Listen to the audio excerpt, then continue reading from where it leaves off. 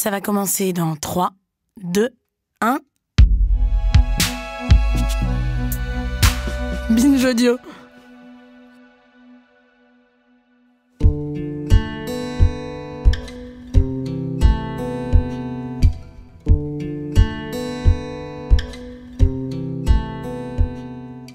Salut, c'est Thomas Rozek. Puisqu'il y a difficilement plus polémique et épidermique que les questions d'identité dans notre beau pays, et puisqu'il s'agissait de terminer en beauté notre saison, on a décidé pour cette dernière semaine de Programme B avant l'été de sauter à pieds joints dans une des interrogations les plus douloureuses qu'il soit, celle de l'identité blanche, de sa place et de ses interactions avec les autres. On va le faire avec une série en 4 épisodes signée Claire Richard, on l'a baptisée Blanc comme neige, c'est Adèle Elmadani qui l'a réalisée et ça commence tout de suite. Bienvenue dans Programme B.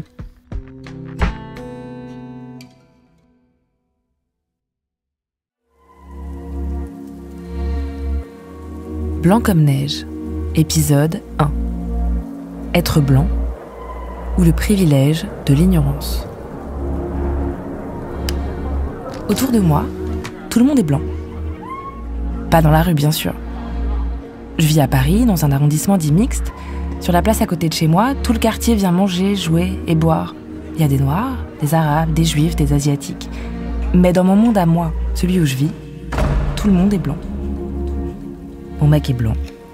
Mes amis sont blancs. Ma famille est blanche. Quand j'étais salariée, je n'ai eu que des patrons blancs. Aujourd'hui encore, je travaille très majoritairement avec des blancs. Je n'ai été en couple qu'avec des personnes blanches, même si j'ai eu des aventures avec des personnes qui ne l'étaient pas. Ça ne date pas d'hier. Sur mes photos d'enfance et d'adolescence, à de rares exceptions près, tout est blanc. Mon paysage social est blanc comme neige. Si blanc que pendant très longtemps, je ne l'ai pas vu du tout, parce que ça semblait absolument normal. Aujourd'hui, je me demande, comment on peut ignorer aussi longtemps quelque chose qui saute aux yeux ? Quand je dis « on », je parle de nous, les blancs, parce que pour les autres, c'est nettement plus visible. C'est ce que décrit Fania Noël, militante révolutionnaire afroféministe et fondatrice du collectif Moissy. Personne ne rencontre des concepts, on marche pas dans la rue, on rencontre un concept qui s'appelle la suprématie blanche.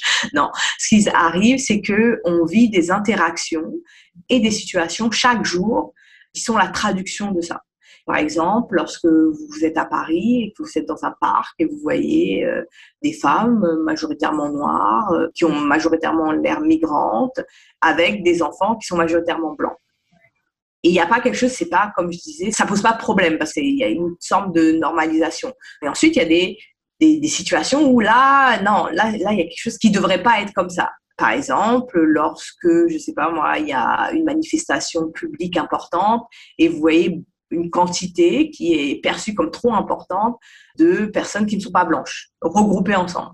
Comme on a vu les images quand il y a eu la Coupe du Monde, comme les gens ils parlaient des ordres de banlieue qui déversaient sur Paris. Même quand vous êtes à Paris et vous voyez toutes ces personnes sur des vélos qui attendent les Deliveroo et qui sont de la même catégorie raciale et la majorité des personnes sur la terrasse sont d'une catégorie et vous savez qui est aussi dans les cuisines et à la plonge et vous savez qui est-ce qu'on voit derrière le bar. Donc, sans s'en rendre compte, on voit comment l'espace public, l'espace de travail, qui est-ce qui est dans les bureaux, qui est-ce qui fait le ménage, à qui on parle pas, qui est-ce qui est dans des espaces de production intellectuelle, qui est-ce qui ne sont pas, quels discours qui sont. Et donc, c'est comme ça. Donc, il n'y a pas un moment où on rencontre la suprématie blanche. Il y a juste des situations tous les jours qui sont normalisées. Ce que décrit Fania Noël, c'est un système de hiérarchie et d'assignation raciale qui est à l'œuvre partout dans la société et qu'on voit tous les jours autour de nous sans jamais le nommer. Ce système, c'est la blanchité. Un mot assez vilain mais très utile qui décrit le système de pouvoir qui organise la supériorité d'un groupe sur un autre. En l'occurrence, des blancs. L'écrivain américain David Foster Wallace raconte une histoire que j'aime bien. C'est 2 petits poissons qui nagent tranquillement. Ils croisent un vieux poisson qui les salue de la nageoire et leur lance « Alors, l'eau est bonne ?» Les 2 petits jeunes le regardent sans répondre et l'un chuchote à l'autre « Eh mais c'est quoi l'eau ?» Eh ben la blanchité, c'est ça. C'est un environnement qui nous est devenu si naturel qu'on ne peut plus la voir. Dans cette série en 4 épisodes, on va chercher à sortir de l'eau.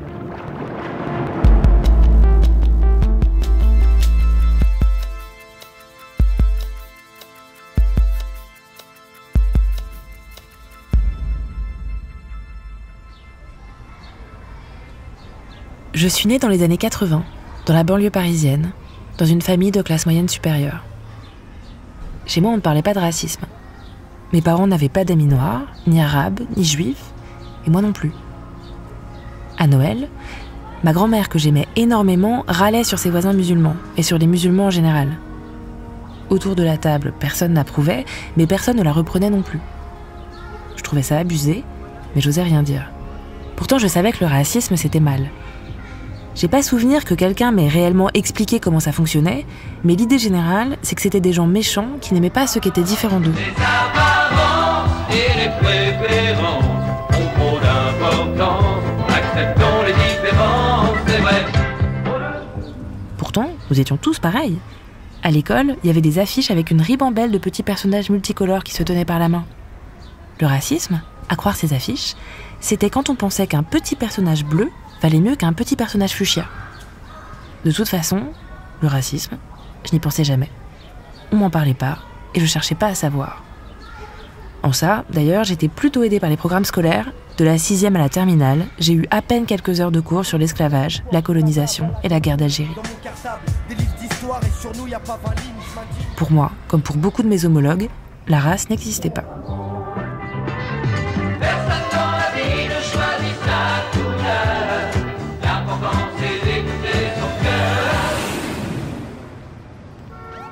Il a fallu attendre le milieu de la vingtaine quand je suis partie vivre à New York. En me promenant à Harlem, je me suis retrouvée pour la première fois de ma vie dans une rue où les Noirs étaient largement majoritaires. Et pour la première fois de ma vie, je me suis sentie visible à cause de ma couleur de peau. À l'âge tendre de 26 ans, j'ai découvert que j'étais blanche. Mais ça n'a pas changé grand-chose à ma vision du monde. Ça ne m'a pas empêché de dire avec aplomb à une amie afro-américaine « Non mais attends, class trumps race. La classe sociale, ça passe avant la race. C'est évident. » Ou dans un collectif avec qui je travaillais, parmi lesquels se trouvaient un Égyptien, une Brésilienne et un Péruvien. « But we are all white here, so... No, we are not. » Le regard et la réaction de mon colocataire égyptien, je m'en souviens encore. Ce que ça me dit aujourd'hui, c'est qu'on peut tout à fait se dire blanc, blanche, sans que ça ne change rien à ses comportements. Parce qu'être blanc, c'est bien plus qu'une simple couleur de peau.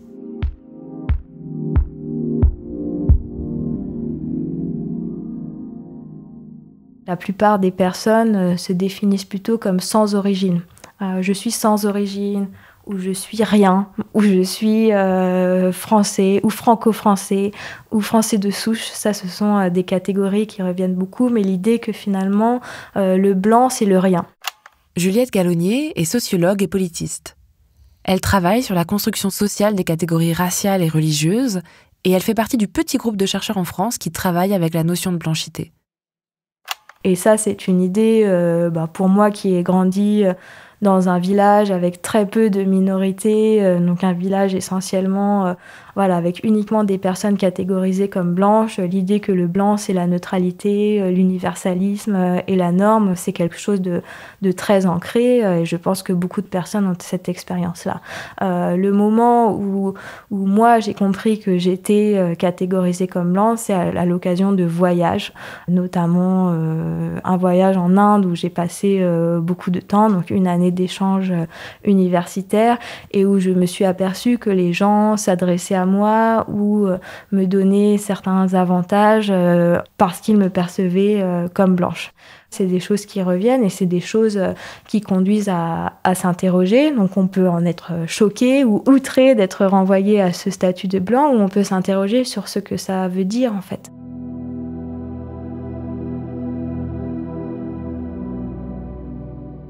Être blanc, c'est d'abord avoir la possibilité de ne pas le savoir.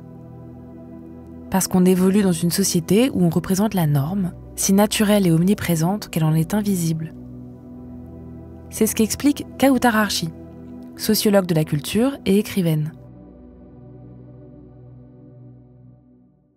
Et la blanchité, c'est une norme culturelle qui a la particularité d'être hégémonique et qui organise l'univers social selon un ordre racial, un ordre racialisé qui fait donc réagir, qui fait donc apparaître deux groupes sociaux, un groupe blanc et un groupe non blanc. Et ces deux groupes ont des expériences du monde très différentes. Je dirais que le privilège blanc, c'est le privilège de l'absence de conscience. C'est-à-dire que lorsque vous êtes une personne rattachée ou rattachable à la condition blanche, vous n'avez pas conscience que vous êtes une personne rattachée ou rattachable à la condition blanche. Vous vivez donc dans une certaine forme d'ignorance de vous-même, d'ignorance de votre position au sein de l'ordre racialisé. Et cette ignorance ou cette absence de conscience ou cette possibilité de l'oubli implique une forme d'absence des questions au sens où les choses vont d'elles-mêmes. Et lorsque dans une existence, les choses vont d'elles-mêmes, lorsque dans une existence, les choses ne font pas question ou font moins question que dans d'autres existences, on peut considérer que c'est un privilège. On peut considérer que c'est un avantage important, un avantage non négligeable qui transforme cette même existence et en fait une existence plutôt souple, plutôt libérée des tensions, des épreuves qui sont connues par d'autres personnes qui, elles, parce qu'elles ne sont pas rattachées et rattachables à la condition blanche, font au contraire face de manière perpétuelle, de manière continue, de manière incessante à cette question du racisme et à leur impossibilité de s'y soustraire. Être blanc en France, c'est ne pas être assigné racialement. C'est-à-dire avoir la possibilité d'avoir l'air neutre, d'avoir un visage sur lequel les gens qui vous croisent ne projettent pas de stéréotypes. Mimi, c'est mon amie blanche. En fait, elle s'appelle quelque chose comme Michun, mais c'était plus simple de l'appeler Mimi. On s'est rencontrés à un spectacle de contes traditionnels blancs. Tout ce qu'elle dit, c'est d'une grande sagesse, c'est de la spiritualité pure. Elle m'a partagé la musique de son peuple, Edith Piaf, les Beatles, Céline Dion, Mozart.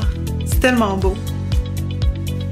Quand je présente Mimi à des gens, j'aime ça mentionner qu'elle est une descendante du roi Louis XIII ou la reine Victoria. Quelque chose comme ça. Là. Je suis plus sûre de ses ancêtres, mais je sais qu'elle vient de l'Europe. Mimi, elle raconte souvent que son peuple a beaucoup souffert. Les premiers colons, des immenses terres à défricher, les longs hivers à traverser, le scorbut, et personne pour les aider. En fait, je préfère qu'elle parle d'autres choses, comme ces contes traditionnels. C'est beaucoup plus festif, plus positif. Ces vidéos québécoises de la série Mon ami blanc inversent cette dynamique en singularisant les blancs. Quand vous êtes blanc ou blanche en France, vous n'avez pas l'air a priori d'un voleur, d'une racaille, d'une conquête exotique. On ne vous associe pas à des stéréotypes culturels. J'ai su très tôt que j'étais rattachée au sexe féminin. J'ai mis plus de temps à comprendre quelle était ma classe sociale et plus encore à comprendre que j'appartenais à une catégorie raciale. Chut. Comment peut-on ignorer si longtemps une coordonnée si évidente de sa position sociale ? Il existe un domaine de recherche qui s'appelle l'agnotologie et qui s'intéresse à la production de l'ignorance. Son idée centrale, c'est que l'ignorance n'est pas fortuite. Elle reproduit les rapports de pouvoir et d'oppression. Ne pas savoir qu'on est blanc, ne pas savoir grand-chose du racisme et de son fonctionnement, c'est pas juste un oubli ou un choix personnel parce qu'on était plus intéressé par le running ou la poésie. C'est le produit d'une organisation sociale. C'est ce que le sociologue afro-américain Charles W. Mills appelle l'ignorance blanche. Le fait d'ignorer activement les effets de la race et du racisme sur la société quand on est blanc. Quand je l'ai découverte, cette notion d'ignorance blanche est venue éclairer un phénomène que j'avais déjà remarqué chez moi. Une propension quasi physique à éviter le sujet du racisme et de la blanchité, même une fois que j'avais commencé à travailler dessus. Par exemple, pendant la préparation de ce podcast, j'étais en train de lire un texte et je tombais sur une phrase qui me marquait particulièrement. Immédiatement, je posais le livre et j'allais faire complètement autre chose.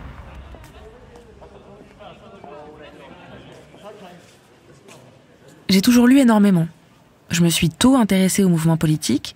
J'ai lu beaucoup sur les années 60 et 70. J'ai même écrit un livre sur un groupe militant antiraciste américain inspiré des Black Panthers, les Young Lords. Mais j'ai très longtemps évité toute lecture sur le racisme et la colonisation française. J'ai même un souvenir assez précis d'adolescence. Je suis à la bibliothèque municipale, je prends un livre dans les rayons, je lis la 4e de couverture et je le repose tout de suite quand je m'aperçois que ça parle de la guerre d'Algérie. Ce rejet était si fort qu'il avait dû m'intriguer même à l'époque, parce que je me souviens encore de la scène. Mais l'ignorance blanche, ça peut aussi être plus subtil. Ça peut être une façon de reconnaître l'existence de la blanchité, d'un privilège, et de passer très vite à autre chose sans s'appesantir. Par exemple, dans une soirée où tout le monde est blanc. Ouais, aujourd'hui, j'ai fait des entretiens avec des personnes blanches, et en fait, c'est quand même ouf l'ampleur du privilège blanc, quoi. Ouais, c'est clair. Ah oui, c'est clair, on est hyper privilégiés. Mais ouais, mais on galère pas du tout à trouver du taf ou des apparts, quoi. Alors que les personnes racisées, si, quoi. Bah ouais. Non, mais c'est clair. Ouais. Et sinon, vous êtes allé au ciné récemment ? Ouais, et j'ai vu un film qui était vraiment très cool. C'est Cécile de France, tu vois, elle en a un peu... Elle est perdue dans sa vie, et elle va voir les chamans. Et cette ignorance est renforcée par le fait qu'on vit dans des sociétés assez ségrégées, surtout les classes moyennes et supérieures. Julien Talpin est sociologue.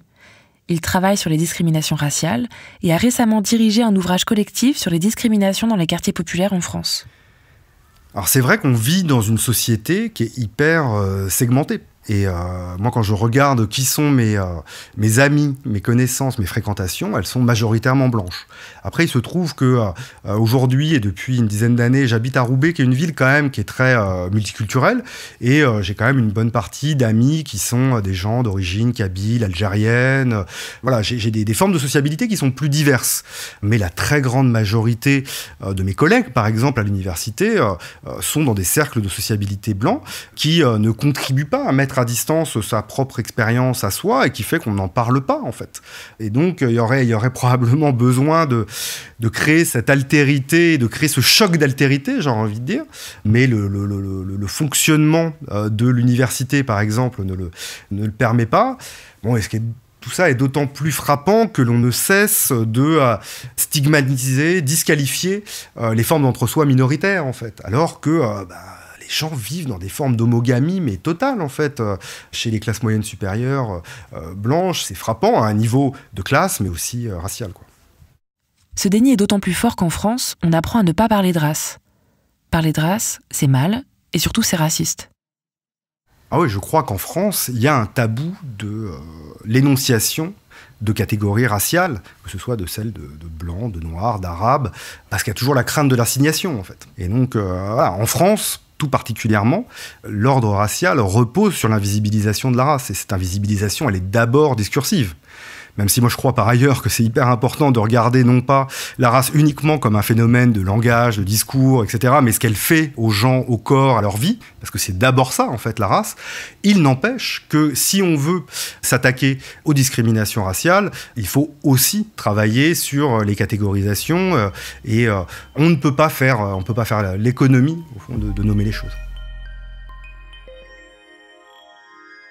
Pourtant, des chercheuses et des chercheurs, des sociologues, des anthropologues, des historiens, des philosophes, catégorisés comme blancs ou comme personnes racisées, font progressivement émerger des études autour de la blanchité française. C'est le cas de Juliette Gallonnier, qu'on a entendu au début de l'épisode. Utiliser le concept de race ou de blanchité, ça a une valeur scientifique, sociologique, mais il faut être très clair sur la façon dont on l'emploie, parce que ce sont des termes qui peuvent conduire à des quiproquos et des malentendus massifs. Donc la catégorie de race telle qu'on l'emploie, c'est toujours pour renvoyer à des opérations de catégorisation sociale. Évidemment qu'on ne parle pas de l'existence de races biologiques qui viendraient séparer l'espèce humaine en catégories distinctes, absolument pas. Quand on parle de ça, c'est pour désigner une structure sociale qui ordonne les personnes en fonction de leur apparence physique et qui les classifie de façon hiérarchique. C'est important, en ce sens, de toujours parler de la race au singulier, comme une structure sociale, et jamais des races au pluriel, comme s'il existait des groupes raciaux. Absolument pas.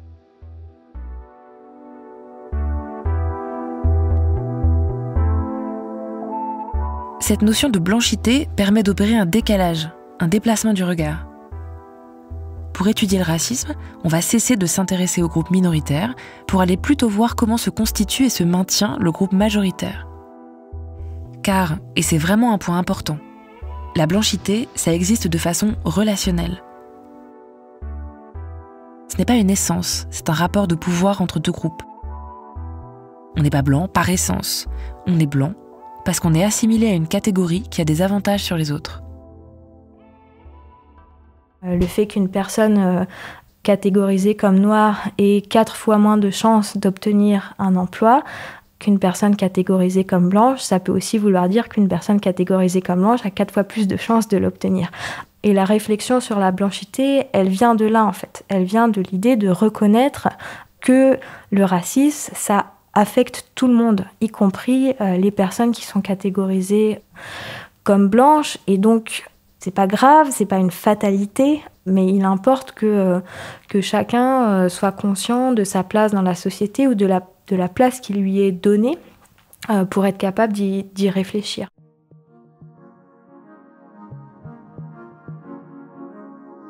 Donc, la blanchité, ce n'est pas une couleur de peau. Même si, et c'est là que c'est compliqué, c'est un régime de pouvoir qui se fonde tout de même sur la perception de la couleur de peau. C'est ce qu'explique Harry Gordien, anthropologue et spécialiste des sociétés antillaises. Dans sa thèse, il a travaillé sur les tensions entre les blancs créoles et la population majoritaire d'ascendance africaine en Guadeloupe et sur les ambiguïtés des catégories raciales liées au métissage.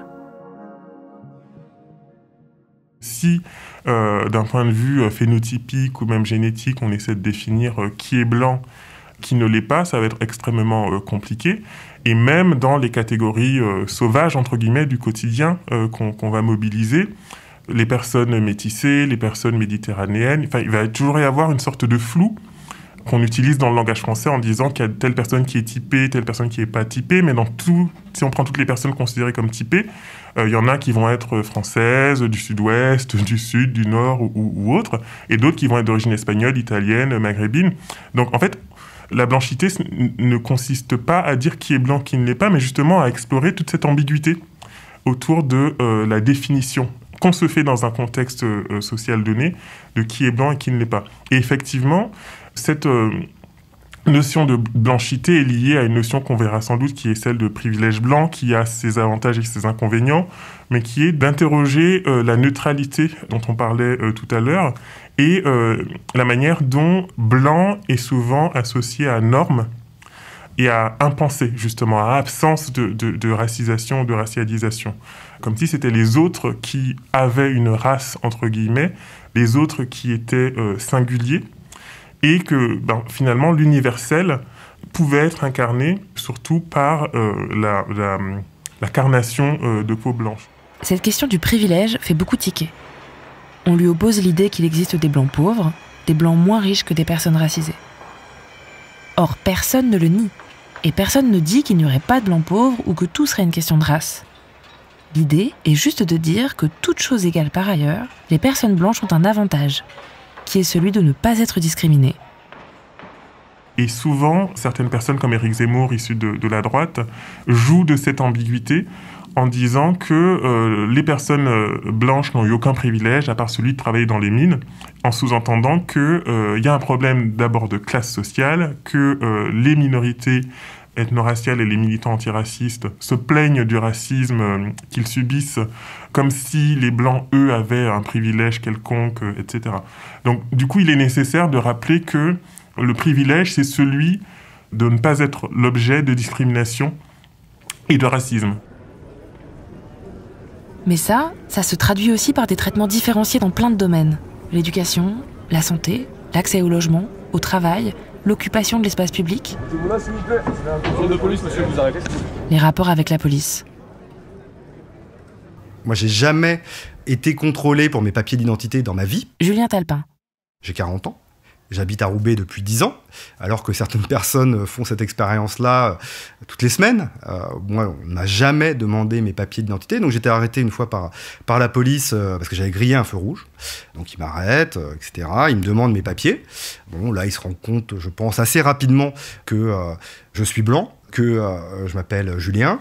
Et très gentiment, voilà, il me demande ce que j'ai fait. Je n'ai pas mes papiers, donc double infraction. Et là, je leur demande si je peux aller chez moi, donc à quelques centaines de mètres de là, pour aller les chercher. Et là, ils me disent, pas de problème, monsieur, allez les chercher et on s'arrangera. Je vais chercher mes papiers, je leur montre. Ils me disent, bon, bah, faites attention, la prochaine fois, voilà, c'est la dernière fois, merci, au revoir. Et c'est vrai que moi, ça m'a quand même sauté aux yeux de voir, au fond, à la fois à quel point ils étaient sympas, et puis voilà, ils me faisaient un passe-droit, d'une certaine façon, qui ne pouvait que contraster avec toutes les expériences que je pouvais recueillir par ailleurs dans les discussions que j'avais avec les habitants racisés de Roubaix, qui, eux, étaient traités différemment. Non seulement se faisaient contrôler très fréquemment, mais se prenaient des insultes racistes, parfois se faisaient violenter. Voilà, des choses qu'on connaît très bien, qui sont aujourd'hui bien documentées. Donc c'est ça, être blanc. C'est faire des expériences, notamment institutionnelles, différentes de celles des racisés. Aujourd'hui, plusieurs chercheurs et chercheuses préfèrent parler d'avantages plutôt que de privilèges. Mais ce qui est intéressant, c'est que ce privilège blanc n'est pas fixe et qu'on peut être plus ou moins blanc.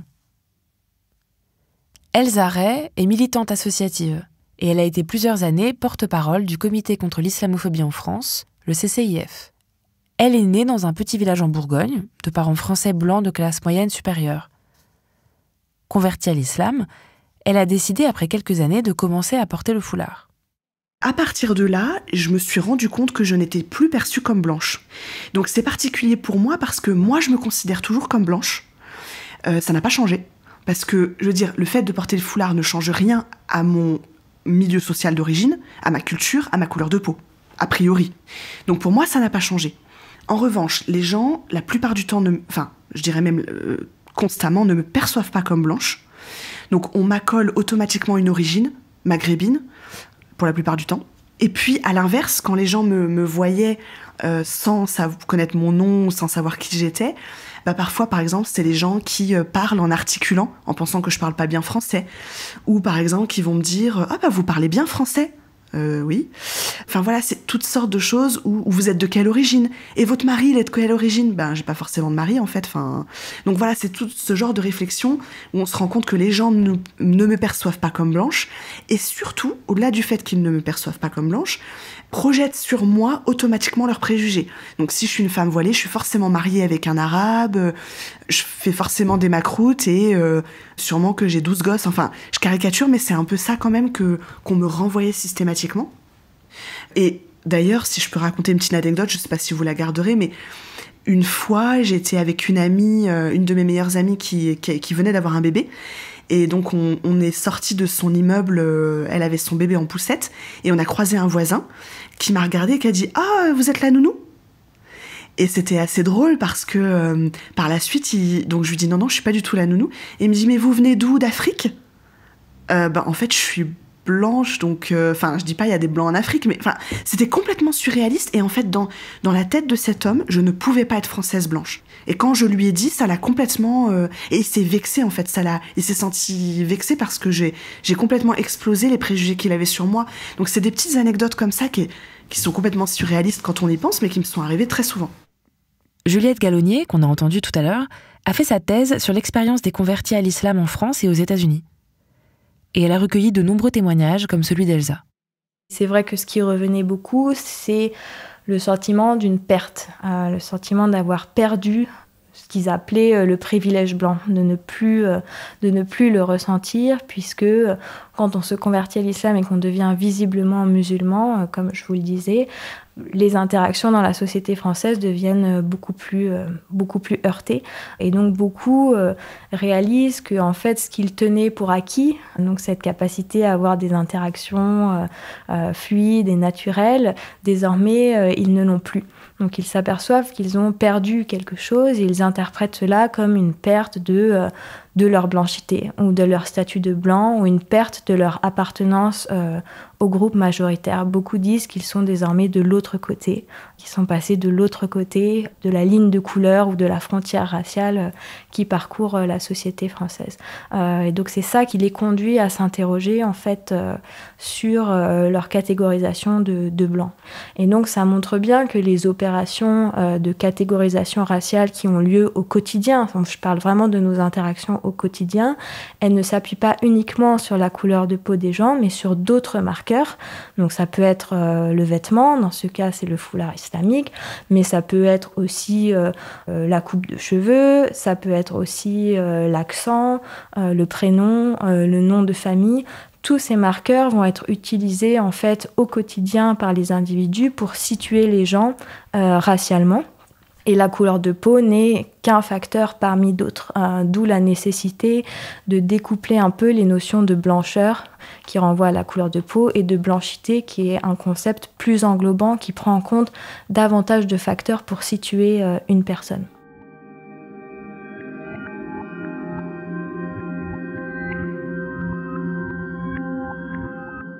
La blanchité, ce n'est pas une catégorie fixe qui produirait toujours mécaniquement les mêmes avantages.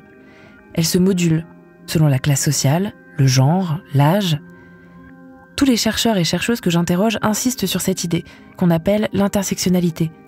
L'idée qu'il faut combiner différents facteurs pour expliquer les discriminations. Mais la blanchité, c'est aussi un concept utilisé dans les milieux militants, comme un outil pour dénoncer la mécanique raciste en France. Et c'est une intersection compliquée, d'avoir un concept qui puisse être puissant politiquement sans pour autant perdre de sa justesse. C'est ce que m'explique Harry Gordien.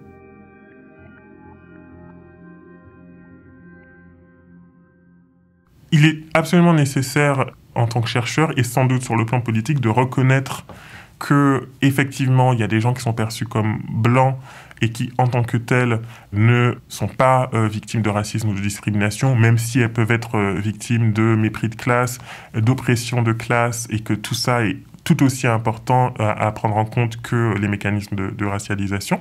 Donc il y a cet aspect-là. Mais il me semble que certaines analyses un peu rapides, anticolonialistes, anticapitalistes et antiracistes, vont vers un raccourci qui finalement va nous conduire à juger une personne, juger les actions d'une personne ou de sa place dans la société en se fondant uniquement sur sa couleur de peau et en disant que parce qu'elle est blanche, elle est privilégiée, donc voilà. Et il y a une espèce de chaîne causale qui est tirée comme ça de manière un peu simpliste. Donc ça, c'est le premier risque et ce n'est pas correct. Et l'autre risque, c'est justement que cette reconnaissance de cette identité blanche renforce une identification suprématiste, fasciste, clairement raciste, pour assumer une position de « on est chez nous, on est des Français de souche et on est blanc, et oui, on est supérieur, oui, vous venez voler le pain des Français, et nous sommes les personnes sérieuses, vous êtes les bâtards, entre guillemets, nous on est les personnes sérieuses, on est les personnes droites, on est les personnes respectables ».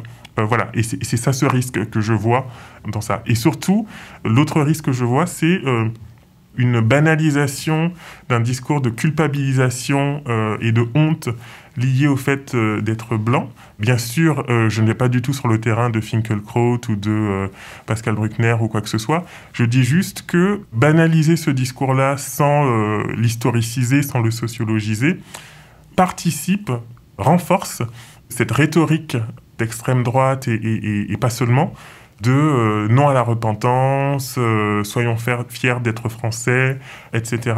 Donc du coup, je pense qu'il y a peut-être des nuances dans le langage à trouver pour que ces réflexions, ces recherches qui sont menées en sciences humaines et sociales sur la blanchité ne puissent pas être récupérées aussi facilement. Après, loin de moi l'idée de rendre responsables ces recherches ou ces militants de ces formes de récupération, mais je dis, dans le climat dans lequel on est actuellement, peut-être qu'il y a une prudence dont il faut faire preuve pour éviter de réactiver ce type de comportement.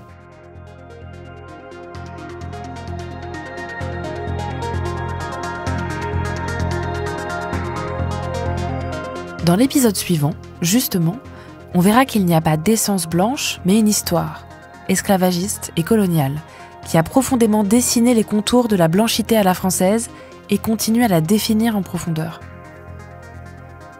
On se demandera quel rôle a pu jouer le féminisme là-dedans, et on commencera à envisager ce que ça pourrait vouloir dire, de défaire la blanchité.